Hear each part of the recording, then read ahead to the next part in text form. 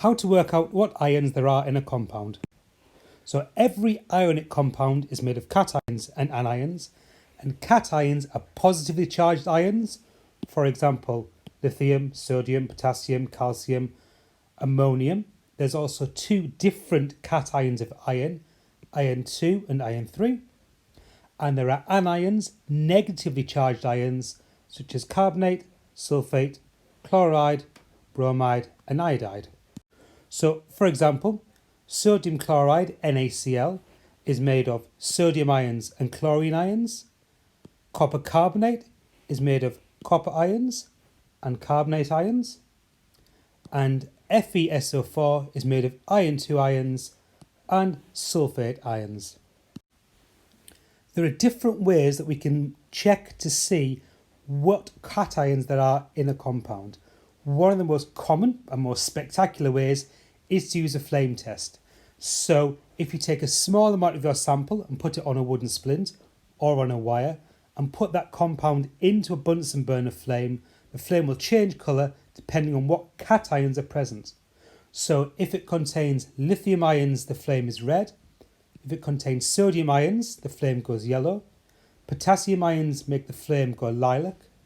Calcium ions make the flame go orange red or brick red. And copper 2+ ions make the flame go blue-green. And you just have to remember each of these colours for each of these ions.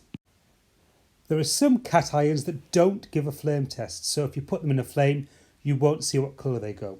So the way that you test for these ions is you add sodium hydroxide solution.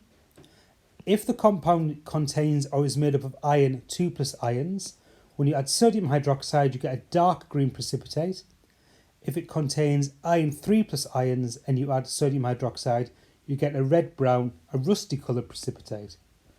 Copper 2+ gives a flame test, it goes blue-green, but it also gives a precipitate when you add sodium hydroxide. So if you add sodium hydroxide to something containing copper 2+ ions, then you end up with a blue precipitate. The last cation you might be asked to test for is ammonium, NH4+, and the way that you test for ammonium ions is you add sodium hydroxide and heat, and you'll find that the gas made is ammonia. And the way you test for ammonia gas is it turns damp litmus paper from red to blue.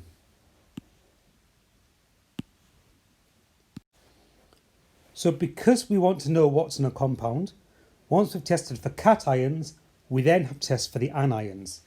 So if we add hydrochloric acid and we get fizzing, we get carbon dioxide given off, that shows the anions in that compound are carbonate. To test for sulfate anions, we add hydrochloric acid and then barium chloride solution and we get a white precipitate. And if after you've added nitric acid and then silver nitrate solution you get a white precipitate, it means the anion present was a chloride. If the precipitate is cream coloured, it means the anion present was a bromide. And if the precipitate is yellow, it means the anion present was an iodide. So this shows you test for cations and test for anions.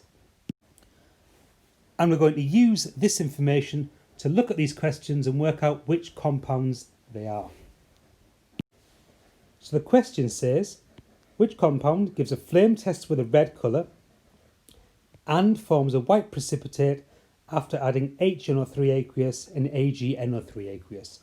So the flame test, we look over here, and the thing that gives a red flame is lithium, so we know it contains lithium cations. And the second bit says forms a white precipitate after adding nitric acid and silver nitrate.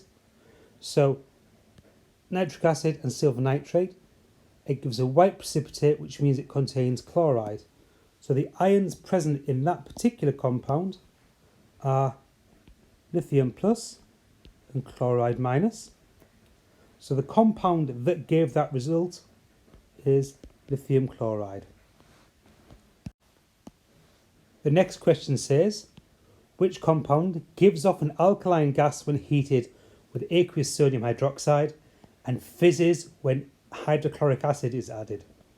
So we look on this bit here for the cations, the first part of the name of the compound, and it says gives off an alkaline gas when heated with sodium hydroxide. So sodium hydroxide heating, when ammonia gas is made, that's the alkaline gas, it means the cation is ammonium. It then says which compound fizzes when hydrochloric acid is added. So this means that this contains carbonate ions, because carbonate fizzes, gives off carbon dioxide when you add hydrochloric acid. So that means that this compound, number 2, contains ammonium ions and it contains carbonate ions. So the formula of this compound must be ammonium carbonate. If you're unsure how to get this formula from these ions, I've made a video on how to write the formula of a compound that might help you. The last question is, which compound gives a dark green precipitate when sodium hydroxide is added and a white precipitate when HCl and then BaCl2 is added? So the dark green precipitate, we look over here after adding sodium hydroxide, means that the compound contains Fe2 plus ions, and the white precipitate when HCl and BaCl2 is added is over here, and that shows the compound contains sulfate anions. So we know that it contains Fe2 plus and SO4 minus. So that means that the compound is FeSO4, iron 2 sulfate.